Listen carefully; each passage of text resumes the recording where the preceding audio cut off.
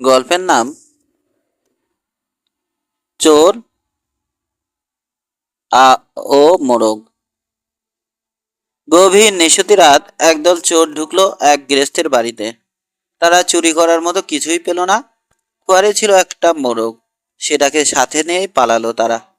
সকালবেলা চোরেরা ভাবলো এটাকে জবাই করে আচ্ছা মতো নাস্তা খাওয়া যাবে। যখন জবাই করতে গেল ওরা, মোরগটা তখন আকুল হয়ে বলল, আমায় মেরো না তোমরা, আমি মানুষের অনেক উপকার করি। ভোরবেলা সবার ঘুম ভাঙাই, লোকেরা যেন কাজ করতে পারে ভোরবেলা থেকে, সেজন্যে তাদের জাগিয়ে তুলি। তোমাদের কাছে আমি এ কারণেই প্রাণ ভিক্ষা চাই।